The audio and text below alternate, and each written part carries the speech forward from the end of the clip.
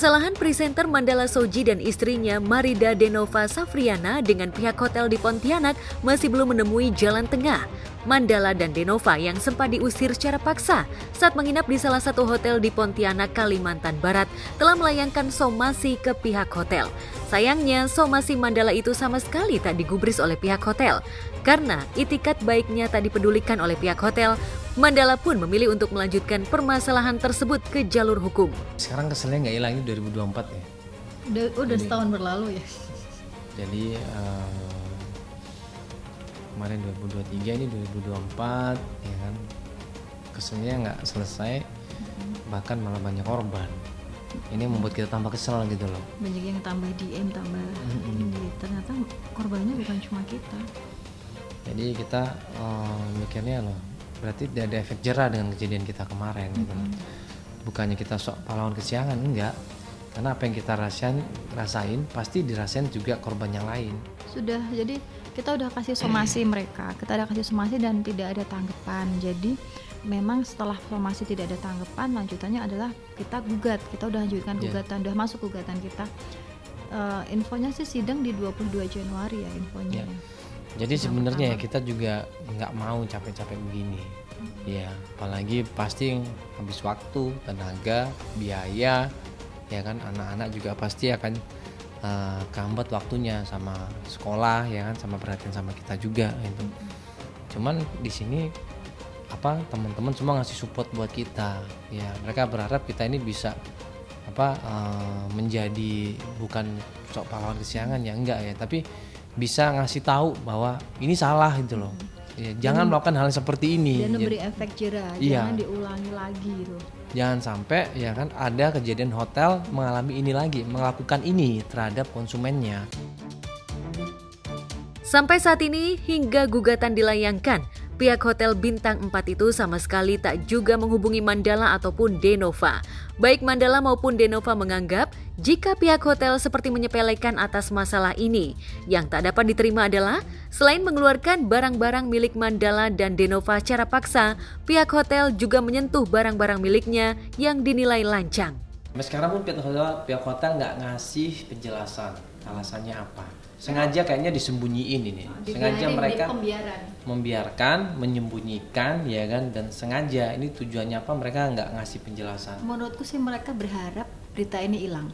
Terus begitu aja mereka melupakan ini. Tapi kan lo udah menzolimin orang dan ternyata nggak cuma kami korbannya itu. Kami tanggal 8 dikeluarin, terus ada orang ke DM aku, ada komen, bukan DM lagi, dia komen di IG aku, di postingan aku kalau dia tanggal 10 barang-barangnya dikeluarin 10 kamar dan itu kecampur-campur 10 kamar itu barang-barangnya. Kamu bayangin gak sih, kamu di luar kota, di kota lain, barang-barangmu dengan 10 kamar itu, berarti kalau 10 kamar berarti kan sekitar 20 orang ya, itu kecampur-campur. Kamu di mana beresinnya, di mana kamu milih-milih barangnya, itu repot banget Mbak. Itu benar-benar kita nggak nyangka banget gitu ya.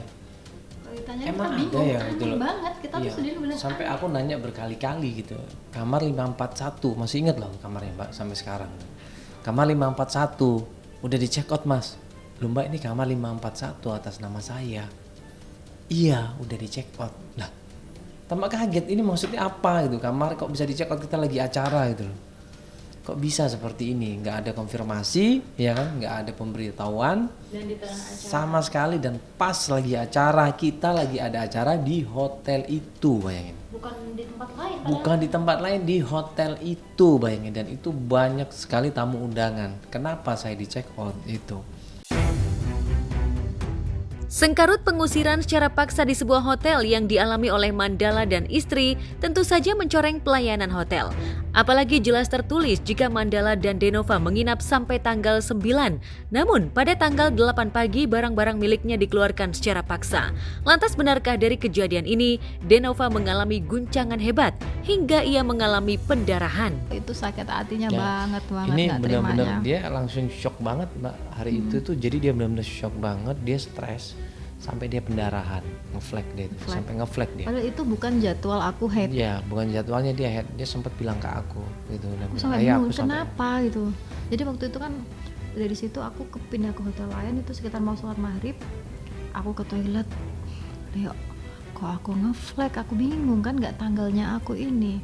Terus kan ada temanku yang mungkin karena stres, yang kita tuh dampaknya besar banget karena kan kayak kita ada acara di situ ya. Acara berhenti dong, MC-nya nggak ada, MC-nya ngurusin ke Iya. itu.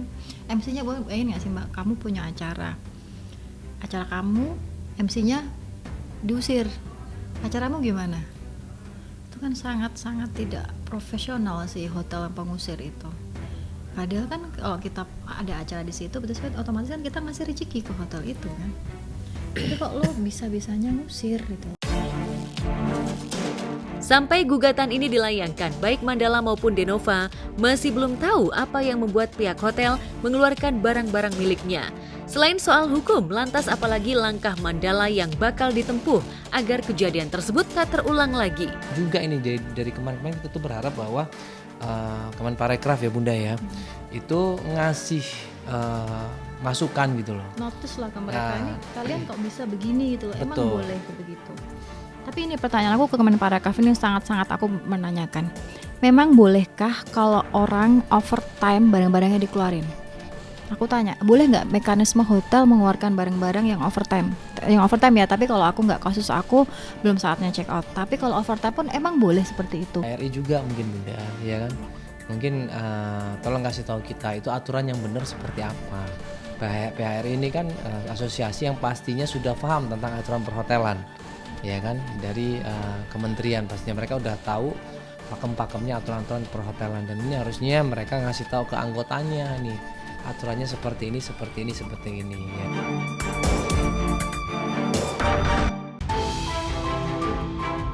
Selain Mandala, sengkarut permasalahan hak royalti para pencipta lagu kembali jadi perhatian publik. Setelah sebelumnya Ari Bias yang melarang lagu-lagu populernya dibawakan oleh Agnes Mo, kini giliran endang mantan gitaris Tinky yang mensomasi Andre Taulany dan tak lagi menyanyikan lagu bertajuk Mungkinkah dan Jangan Tutup Dirimu lantaran tak membayar royalti performanya. Namun beberapa waktu lalu Andre akhirnya angkat bicara dan mengaku sudah membayar kewajibannya sesuai undang-undang yang berlaku kepada LMKN, Lembaga Manajemen Kolektif Nasional. Para pencipta lagu sepertinya tak lagi menggantungkan harapannya pada LMKN dan memilih direct license kepada penyanyi maupun kepada event organizer. Itulah yang kini dilakukan oleh Ari Bias, lantaran selama puluhan tahun ia sama sekali tak pernah mendapatkan hak royalti dari LMKN. Lantas seperti apa tanggapan pihak LMKN melihat permasalahan ini? Mampukah Marshall Siahaan dan Ikke Nurjana yang didapuk sebagai duta LMKN menyelesaikan persoalan antara pencipta lagu dan penyanyi? Dibilang bentrok gimana ya, nanti Ika bisa nambahin. Tapi kalau saya melihat ini juga perbedaan cara pandang, ya, perbedaan interpretasi. Makanya tadi saya bilang interpretasinya yang tadi saya sudah jelaskan. Ini interpretasi yang sebenarnya dari Undang-Undang Hak Cipta. Ya, jadi saran saya buat mereka-mereka yang pengen misalnya menerapkan direct licensing, lisensi langsung, selama undang-undangnya belum diubah, ya silakan aja. Sifatnya opini, ya apapun itu semuanya asumsi gitu, opini silakan. Ya tapi kalau misalnya merasa bahwa direct licensing itu memang yang paling oke gitu ya, yang paling menunjukkan rasa keadilan, ya silakan undang-undangnya aja ubah dulu gitu, karena undang-undangnya nggak begitu. Aksi direct yang dilakukan pencipta lagu bukan tanpa alasan. Tak ada royalti yang nyangkut di rekeningnya, membuat mereka memilih jalur cepat kepada penyanyi agar mereka bisa mendapatkan haknya.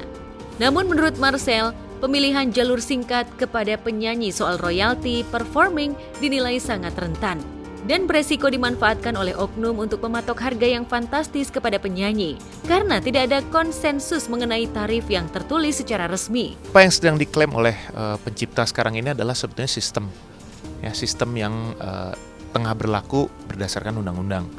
Ya, sistem yang kita lakukan ini adalah sebetulnya mengikuti kepada apa yang diberlakukan juga secara internasional, ya, dari konvensi-konvensi, ya, lalu kemudian kita ratifikasi di dalam Undang-Undang Hak Cipta. Undang-Undang Hak Cipta ini udah paling komprehensif sebetulnya, sudah mengatur semuanya. Apalagi kalau kita lihat penjelasan, tujuannya adalah untuk menjaga keberlangsungan ekosistem, untuk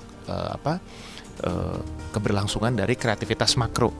Ya, jadi kita tidak lagi hanya melihat dari aspek keadilan dan kepastian hukum, tapi juga kemanfaatan. Karena apa? Yang dikejar adalah gimana caranya supaya pencipta, pelaku pertunjukan, produser, dan juga pengguna itu bisa berjalan bersama-sama, saling menjaga ekosistem supaya bergerak baik ya, bisnisnya juga jalan, tapi semua haknya terlindungi. Sebenarnya sudah lama nih saya mempertanyakan ke RMK bahwa setiap konser lagu saya ini kok nggak ada royaltinya gitu, nol terus, dan mereka tidak bisa mempertanggungjawabkan itu. Makanya saya berlakukan direct licensing untuk lagu-lagu saya yang dibawakan oleh artis-artis penyanyi yang lagu saya ada menciptakan hitsnya di situ. Lantas benarkah presentase royalti yang didapat para pencipta lagu terbilang cukup besar dibanding luar negeri? Namun, pendapatan itu dinilai masih terlalu sedikit hingga memantik polemik. Apa langkah Manji selaku komposer lagu melihat kinerja LMKN saat ini? Benarkah lembaga itu sudah menjadi wadah bagi para musisi, khususnya para pencipta lagu, dalam mendapatkan hak royalti? Jadi sistem itu kan memang pencipta lagu harusnya mendapatkan bagian dari pertunjukan. Dan besarnya juga nggak sebesar penyanyi, jauh banget. Karena memang perhitungannya itu cuma 10% dari fee artis dibagi jumlah lagu. Jadi kalau misalnya artisnya 100 juta, satu lagu itu cuma 1 juta. Kalau misal diciptain berdua, jadi satu orang dapatnya 500.000. Itu mekanisme yang mau kita ajukan, dari Asosiasi Komposer Seluruh Indonesia. Nah, jadi harusnya jadi penyelenggara acara itu kan ada sponsor, ada apa, itu membayarkan kepada lembaga manajemen kolektif. Itu hukum yang berlaku, hukum positifnya. Cuma lembaga manajemen kolektifnya juga entah gimana nggak mengkolek itu, gitu. Rangkaian. Ujungnya adalah sebenarnya ini kinerja lembaga manajemen kolektifnya yang harus dipertanyakan gitu. Kenapa mereka tidak mendisiplinkan gitu. Kalau misalnya mereka bilang IO-nya atau penyelenggaranya nggak mau bayar, ya harusnya kalian bisa bertindak gitu.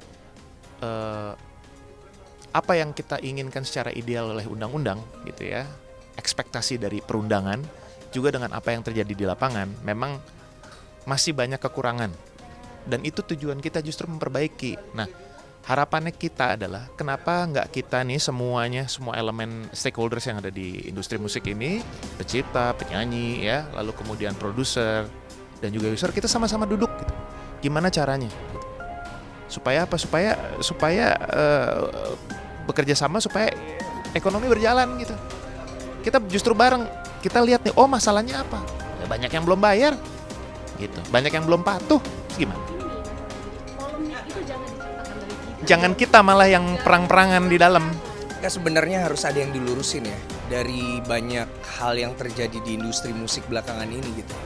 Jadi kayak misalnya gue bilang gue nggak dapat royalti performing rights dari Berpisah Itu Mudah. Terutama sebenarnya yang lagi dibicarakan adalah live performance. Jadi dari panggung. Jadi ketika lagu itu dibawain sama siapapun, itu gue nggak dapat haknya, hak ekonomi sebagai pencipta lagunya. Jadi kan gue nyiptain lagu itu sama Yura Yunita, gitu. Ini kita bicara bukan Yura ya, maksudnya ini ada kan Anji juga sebagai penulis di situ juga. Anji tidak mendapatkan bagian atau hak ekonominya dari pertunjukan, dari panggung, ya dari panggungnya Rizky Febian atau dari siapapun. Jadi sebenarnya ini bukan menyasar ke Rizky Febiannya, tapi kepada sistem yang membuat gue sebagai pencipta lagu itu tidak mendapatkan hak ekonomi.